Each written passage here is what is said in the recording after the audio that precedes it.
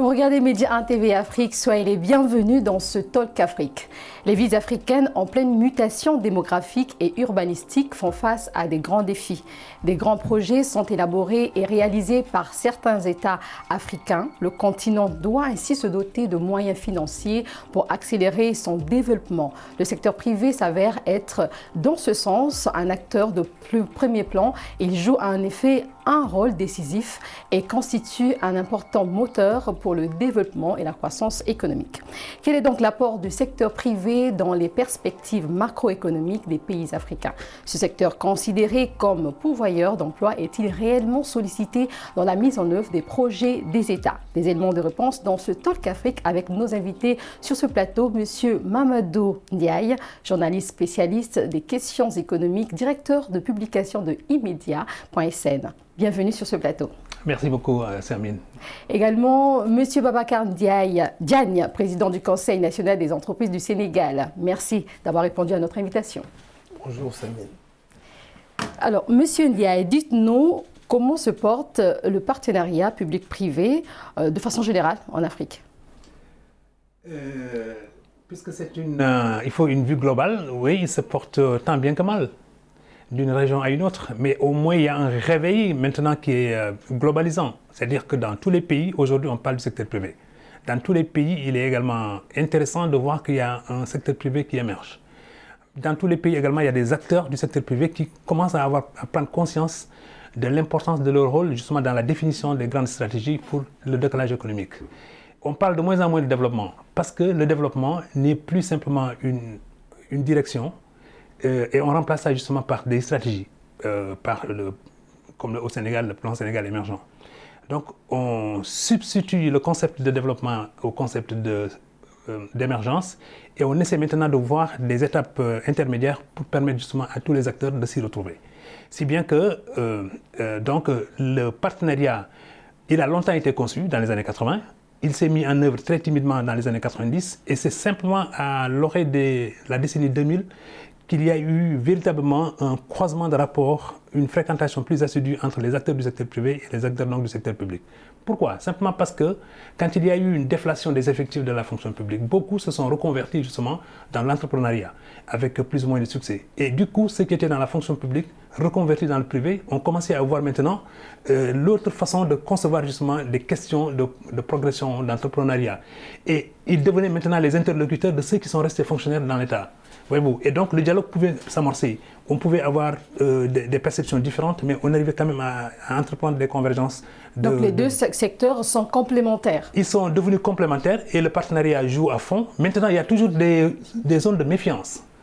Pourquoi? Simplement parce que quand le secteur privé préconise qu'il y ait un accompagnement de l'État, l'État dit qu'il n'est pas dans ses rôles justement de devoir donner un cadre macroéconomique beaucoup plus important au secteur privé. C'est à lui justement de conquérir des parts de marché, c'est à lui de voir où sont les niches et les opportunités pour y investir son argent, et c'est à lui également peut-être de détecter, disons, les potentiels, les ressources humaines, les capacités d'entreprendre, mais également d'avoir des relations avec les banques, de mériter la confiance des banques pour pouvoir peut-être, à la limite, obtenir des prêts, des allocations, des ressources additionnelles. Ça montre l'importance du secteur privé. Et Monsieur Diagne, vous êtes membre du patronat. Quel est le rôle? Le secteur privé joue-t-il réellement son rôle dans le développement économique en Afrique? Oui, merci de cette question pertinente. Le secteur privé joue vraiment son rôle avec les moyens du bord. C'est vrai que toutes les conditions ne sont pas réunies pour permettre au secteur privé de s'épanouir en Afrique parce qu'il y a des conditionnalités, il y a des prérequis qui ne sont pas réalisés du tout. Alors, nous pouvons reconnaître que les partenaires publics-privés sont très bénéfiques et ça marche bien, mais ça marche pour qui? Il n'y a pas une croissance, même s'il y a une croissance généralisée de 4,2% en Afrique, cette croissance n'est pas inclusive. La grande partie n'est pas réalisée par les secteurs privés africains. C'est le secteur privé étranger toujours. Et puis, non seulement le secteur privé, il y a aussi l'investissement direct étranger qui participe tant bien que mal à cette croissance extravertie. Maintenant, pour que le secteur privé joue bien son rôle, les politiques doivent mettre en place des stratégies, des outils, comme l'a dit M. Ndiaye, des mécanismes qui permettent au secteur privé de gagner des parts de marché et d'accéder au financement. Et là, pour accéder au financement, il faut que les économies, les politiques puissent mettre en place des marchés de capitaux qui sont bénéfiques aux entreprises africaines. Nous pouvons reconnaître pour le moment que les capitaux de marché, les marchés de capitaux occupent 1% des capitaux du volume des transactions mondiales. Donc voulez-vous dire que le secteur privé a du mal quand même à obtenir des parts de marché? Oui, le secteur privé a de sérieux problèmes pour les parts de marché parce que les PPP souvent ne sont pas très bénéfiques aux entreprises locales parce qu'il y a tout ce qui est les indicateurs, les critères de convergence de doing business qui favorisent plus les investisseurs étrangers, qui c'est une bonne chose. Mais ça doit faire de manière qu'on puisse mettre en place une touche de patriotisme économique africain. Justement, on reproche un peu les États africains de solliciter les entreprises privées internationales. Partagez-vous cet avis, M. Ndiaye? Jusqu'à une période récente, oui, je faisais partie même peut-être de ces gens qui critiquaient effectivement le capital étranger, le capital international. Pourquoi? Simplement parce que ils arrivaient sur un marché où, comme Gargantua arrivait justement sur un terrain conquis. Mais de plus en plus également, il y a un réveil du privé africain. Il y a 20 ans, on ne parlait pas de Dangote. Oui. On ne parlait pas de Econ, on ne parlait pas justement d'un certain nombre de capitaines d'industrie qui aujourd'hui sont transnationaux. Ils investissent dans plusieurs pays de façon simultanée et ils arrivent maintenant à au moins asseoir une certaine notoriété qui permet de fructifier le capital. Mais dans le même temps, il y a également non seulement la formation d'un capital africain qui est en train de se consolider, mais il y a un savoir-faire technique africain qui est linké à la diaspora parce que tous les pays africains ont des diasporas justement.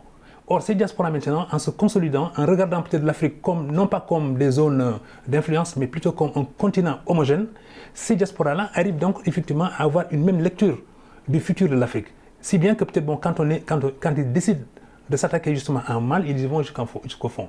Si bien qu'à un moment donné, quand on a attaqué le capital international, c'est pour dire qu'il faut qu'il y ait des parts réservées aux Africains. Alors, de ce point de vue maintenant, il y a plusieurs pays qui, en essayant peut-être d'avoir une certaine harmonisation justement des lois et des dispositions réglementaires, arrivent donc à homogénéiser une région, un espace beaucoup plus conséquent, et du coup, le capital africain s'investit, mais le capital étranger également arrive et trouve en face du répondant. Et de ce point de vue, je pense que ça peut permettre à l'émergence justement d'une économie africaine. Mon ami Diagne a parlé effectivement du capital et de la croissance. C'est très important dans les pays africains. Mais chaque entité, chaque homme qui s'investit doit connaître son horizon financier, doit connaître justement sa capacité d'endettement, mais doit connaître également ses aptitudes à compétir dans un marché. Prenons le cas justement des appels d'offres.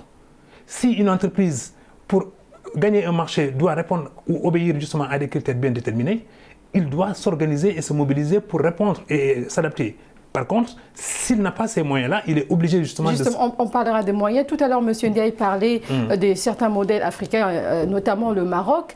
Mais il y a certaines entreprises qui n'y arrivent pas. Par exemple, il y a des grands projets qui demandent des moyens financiers et ces entreprises privées n'en disposent pas. Qu'est-ce qu'il faut faire alors ?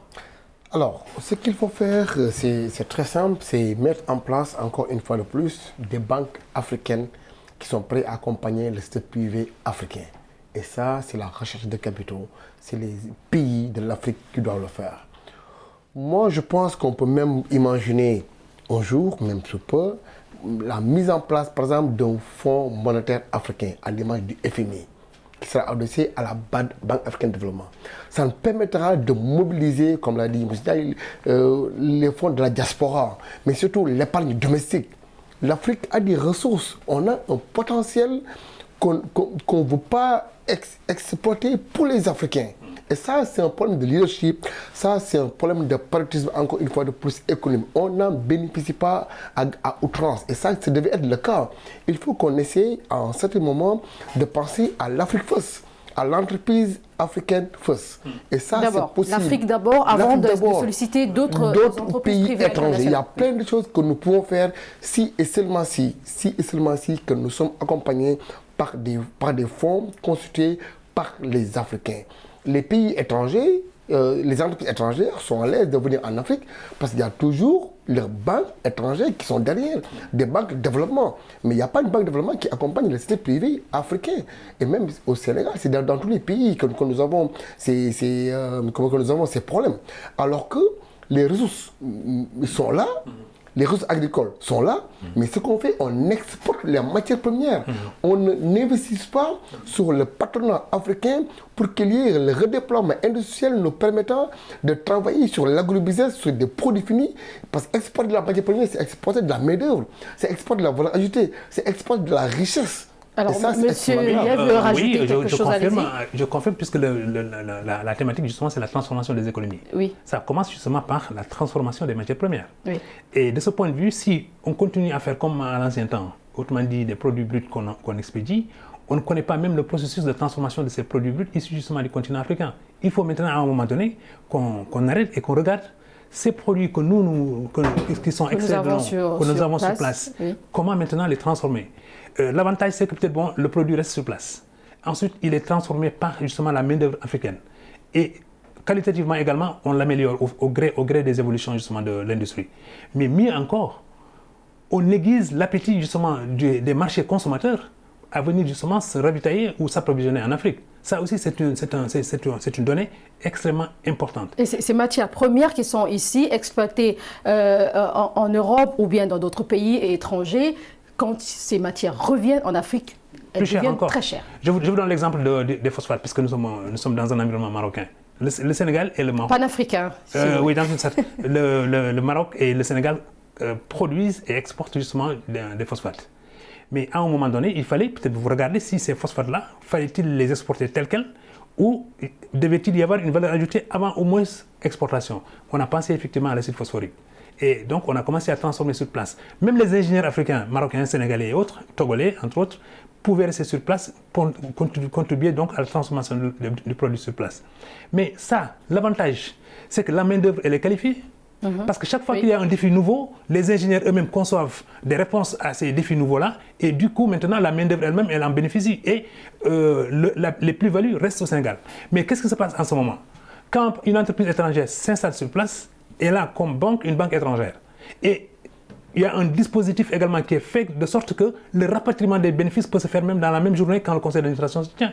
Vous voyez donc les bénéfices tirés justement des transactions en Afrique peuvent, dès la conclusion justement des rapports finaux, il va falloir que les États africains accompagnent le secteur privé puisque c'est un point essentiel et c'est un point essentiel de création d'emplois, vous le disiez tout à l'heure. Alors, si nous pouvons parler du Sénégal, par exemple, au Sénégal, le taux de croissance est de 6%, mais est-ce que vraiment... 7,2%. Exactement. Est-ce que le secteur privé est vraiment représenté quelle est donc la part du secteur privé dans cette performance économique? Oui, c'est vrai qu'on a un taux de croissance assez intéressant à 7,2%, mais nous pouvons reconnaître, si on regarde bien de manière analytique, la création de ce taux de croissance, c'est réalisé en grande partie par des entreprises de services et des entreprises minières. Et 80% ou bien 90% des entreprises de services ou minières, c'est des capitaux étrangers. Ce sont les banques, les Sonatel, Télécom et les entreprises minières qui bénéficient d'exonération, de facilité fiscale depuis les 600 quelques milliards. Pour dire que la croissance n'est pas inclusive, ce n'est pas une croissance qu'on peut manger par nous les Sénégalais. Et là, c'est un problème. C'est la raison pour laquelle, moi, je pense encore une fois de plus qu'on doit mettre en place dans les PAM au Sénégal un genre de doing business version locale. Comment faire pour promouvoir l'entreprise locale, pour que l'entreprise locale puisse gagner plus de parts de marché, afin que la croissance soit réalisée par l'entreprise locale, par des Sénégalais. Allez-y. Oui, à mon sens, oui, je poursuis un peu sa réflexion. À mon sens, il faut peut-être que les choses soient remises à plat. Premièrement, les entreprises privées doivent mieux encore reconsidérer leur positionnement sur le marché local. Ça, c'est un aspect. Mais le deuxième aspect qui est peut-être aussi déterminant, c'est qu'il faut réveiller le capital africain qui est dormant. Il y a de l'épargne, mais l'épargne est expatriée. Et l'épargne africaine dort dans des banques étrangères. Ça aussi, il faut le dire.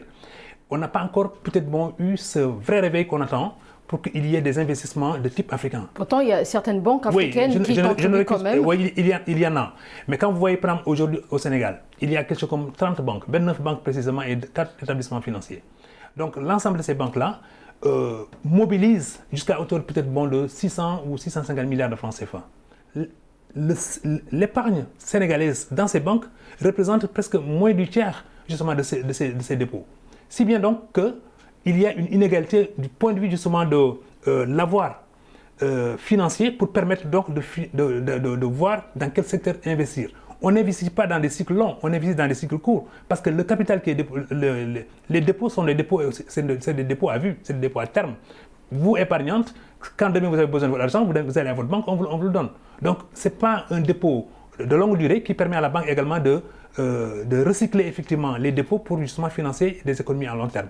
Mais mieux, ou bien pire, certaines de ces banques sont là au service effectivement des entreprises étrangères. Donc, il a raison de dire peut-être qu'on devrait s'orienter vers la création justement de banques africaines. Certainement, il y en a, venant du Nigeria, venant peut-être du Ghana et qui s'implantent de plus en plus, qui ont également une longue perception de ce qu'il faut faire en Afrique.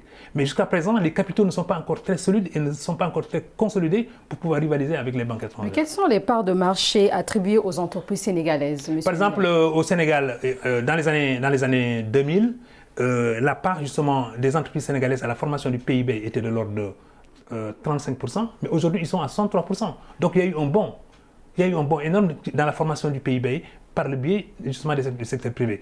C'est important et l'État sénégalais commence maintenant à comprendre qu'il y a une part contributive du secteur privé justement à la formation du PIB. Mais là, du coup... Là où je ne suis pas d'accord, M. Ndiaye, oui, mais allez-y. Vous avez dit 69%, il faut comprendre que les entreprises sénégalaises dont vous parlez, la majorité, c'est des entreprises qui sont immatriculées au Sénégal, mais de capitaux étrangers. Il y a une nuance en entreprise locale et en entreprise sénégalaise. Le PIB, c'est le produit intérieur brut. Oui, le PIB, c'est le produit intérieur brut. Par conséquent, c'est des entreprises. Oui, fait par des entreprises localisées au Sénégal. Oui, mais aussi ça peut. Mais la majorité des entreprises, c'est des entreprises de capitaux étrangers. On va laisser terminer. D'accord. Ce n'est pas des entreprises locales de toute façon. C'est la raison pour laquelle elle n'est pas inclusive. Ce n'est pas réalisé par des Sénégalais, ce n'est pas des capitaux des nationaux. Monsieur Diane, vous faites partie du patronat. Est-ce qu'à votre niveau, ou bien toutes les entreprises privées sénégalaises s'organisent de façon concrète pour que l'État du Sénégal puisse accompagner justement vos projets? Bon, ça c'est le mal du secteur privé sénégalais. On n'a pas les moyens de notre politique. De deux, on est dispersé. C'est la raison pour laquelle on a du mal à mettre en place un patronat fort qui doit travailler, qui doit faire un rapport de force avec l'État, qui va nous accompagner dans un creuset fédératif. Si on était un patronat uni, avec tous les organisations partenaires, par exemple, la mise en place d'une plateforme de secteur privé national, l'État pourra nous accompagner. Vous dites que vous êtes dispersé. Pourquoi vous êtes dispersé? Oui, on est dispersé parce que chacun essaie de défendre sa propre chapelle. Et ce qui ne favorise pas, ce qui ne facilite pas à l'État de travailler avec un crédit fédératif dans la globalité. Et ça plombe l'investissement. Et ça plombe la croissance inclusive. Ça, c'est un problème que nous reconnaissons. C'est la raison pour laquelle il nous faut impérativement que nous soyons unis, qu'on mette en place deux piliers, à savoir un patronat fort et un fonds d'investissement fort. Monsieur Ndiaye, vous oui, non, quand j'étais jeune journaliste, et couvrant donc les questions économiques, effectivement, j'ai rencontré des gens du patronat. À l'époque, il n'y avait qu'un patronat ou deux. C'était le CNP. Non, mais pas la CNES. Et c'était le CNP et le SPIDS. Et le SPIDS représentait justement ce qu'ils appellent aujourd'hui le patronat français, le patronat européen. Et donc, le CNP, c'était le patronat national. Mais les deux, jusqu'à des périodes très récentes, fonctionnaient de façon tout à fait parallèle.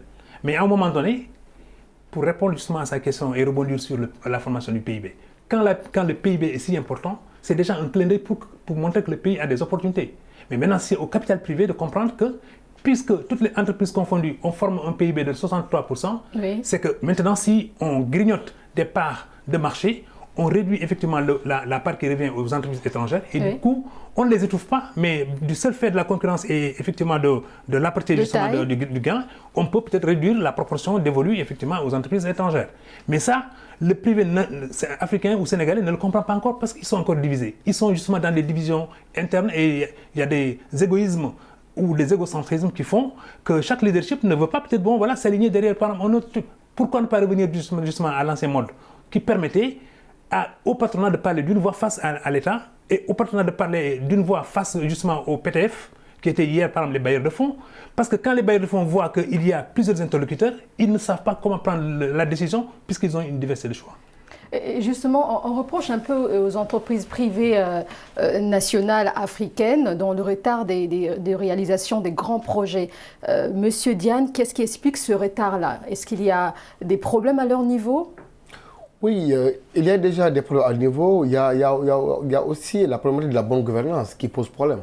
Les entreprises qui gagnent des marchés, ce n'est pas des entreprises qui répondent au mieux aux offres de toute façon. Il y a un problème de bonne gouvernance qui se pose. Il y a aussi le problème de l'accès au financement, encore une fois de plus. Même tu as l'accès à une part de marché, tu n'as pas les moyens pour les réaliser. L'État ne vous accompagne pas. Il n'y a pas un fonds destiné pour ça. Le Sénégal, ça fait 2 ans, on avait mis un budget sur les programmes déjà ficelés, mais tu réalises des travaux, tu seras payé après 1 an, après 2 ans. C'est la raison pour laquelle au Sénégal, par exemple, je peux en citer, on a une dette intérieure de plus de 300 milliards. Ça plombe le développement, la promotion des entreprises locales. Ça plombe la trésorerie des entreprises locales. Ça ne permet pas aux entreprises de se développer et de créer de l'emploi. Et ça pose un problème. Il faut impérativement que les entreprises qui gagnent des parts de marché, que les entreprises puissent être accompagnées par des institutions financières, par l'accès au financement. Mais il faut également une organisation au niveau de ces entreprises privées. C'est tout un écosystème. Oui, à la décharge des entreprises. C'est tout un écosystème. C'est tout un écosystème qu'ils vont mettre en place. Oui, je suis d'accord avec toi, il faut qu'il y ait effectivement une restructuration des entreprises locales. Le Sénégal, c'est dommage qu'on a 98,5% des entreprises qui sont non structurées. C'est-à-dire que l'environnement des affaires ne répond pas aux conditionnalités administratives pour accéder aux parts de marché. Monsieur Ndia, est-ce que c'est le même aspect dans certains pays africains? Oui, dans une certaine mesure, oui. Mais par exemple, le cas de l'Éthiopie est très intéressant. Il n'y a pas un taux de morbidité aussi élevé que dans les autres pays africains. Parce qu'eux, ils disent que à la naissance, l'entreprise est très fragile. Quand elle fait 1 an, 2 ans, elle est toujours vulnérable. Mais c'est à l'orée de la 5e année que peut-être l'entreprise peut se consolider. Donc du coup, il y a des facteurs d'incitation que le gouvernement éthiopien met en place pour permettre aux entreprises effectivement de prospérer. Non pas de prospérer, mais d'être à l'équilibre justement au plan financier et au plan justement des fonds de roulement et des marchés qui leur sont octroyés. Mais au bout de la 5e année maintenant, commence le décompte pour voir si l'entreprise elle se consolide, si peut-être bon elle a bien investi son créneau, et ensuite si peut-être bon voilà il y a une vision, une perception claire justement des dirigeants de cette entreprise-là. Et à ce moment maintenant l'État peut intervenir pour regarder, apporter des correctifs ou des redressements. Vous avez parlé d'Éthiopie, on peut parler du Rwanda également. À la décharge des entreprises sénégalaises, c'est vrai que l'endettement extérieur est énorme. L'État doit commencer justement par au moins réinjecter des capitaux pour le compte des entreprises. Parce que les entreprises également, quand elles exécutent des marchés, elles préfinancent, mais en préfinançant, à la limite même, le matériel financier baisse, et du coup, elles sont donc à la merci justement de l'État, qui lui a des programmes et des, comment on appelle ça, et un agenda qui n'est pas celui de l'entreprise. Donc de ce point de vue-là, je pense que les concertations devraient mieux être affinées pour que quand même l'endettement intérieur soit réduite.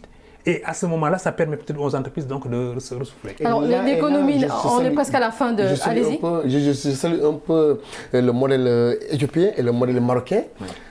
On dit toujours pour combattre la pauvreté, il faut combattre l'extrême pauvreté. Oui. Pour qu'il y ait l'émergence, il faut qu'il y ait des mécanismes, des outils qui permettent de booster l'entrepreneur. Le jeune qui a l'idée de créer une entreprise, ça démarre là-bas, comme l'a dit M. Ndiaye. On a besoin de ça. C'est tout un écosystème de chaînes de valeur qu'il faut accompagner. Au Sénégal, on a besoin, on a un taux de mortalité au Sénégal de 65%. 65% de taux de mortalité des entreprises qui ne durent pas 2 ans. Et ça pose un problème parce qu'il n'y a rien en amont pour accompagner le jeune qui est risqué, qui a l'ambition de mettre en place une entreprise pérenne. Nous sommes presque à la fin de cette émission. On connaît bien que l'économie nationale, c'est 3 secteurs. On a le secteur, on a l'agriculture, l'industrie et également le 3e secteur tertiaire qui est caractérisé par les services. Voilà. Donc, ce que je veux savoir, est-ce que le secteur privé est vraiment représenté en Afrique? Est-ce que c'est bien visible parmi ces 3 secteurs que je viens de citer? Il commence à l'être. D'abord sur le plan agricole, oui, je pense que tous les États aujourd'hui maintenant investissent, créent des cadres macroéconomiques justement pour une expansion de l'économie agricole. Ça commence à l'être. Mais maintenant, ça se heurte également à une difficulté parce que les Asiatiques qui commencent à comprendre effectivement l'Afrique est une terre bénie, commencent à délaisser leur propre terre à cause des inondations, à cause justement des phénomènes cataclysmiques pour venir en Afrique et investir. Regardez au Cameroun, regardez au Congo, regardez voilà, au Zaïre. C'est des terres immenses qui sont aujourd'hui défrichées pour le compte justement de ces entreprises et ensuite pour la culture justement de l'huile de palme ou autre chose. Ça dégrade les sols africains. Très bien, nous sommes arrivés à la fin de cette émission. C'était un plaisir de vous recevoir sur ce plateau. Alors, Monsieur Mamadou Ndiaye, directeur spécialiste, vous êtes journaliste spécialiste des questions économiques, directeur de publication de imedia.sn. Merci d'avoir répondu à notre invitation. En face de vous, Monsieur Babacar Diagne, président du Conseil national des entreprises du Sénégal. C'était un plaisir de vous recevoir sur ce plateau de Midi 1 TV Afrique. C'est partagé, merci. Merci à vous d'avoir suivi cette émission et les programmes continuent sur Midi1.tv Afrique.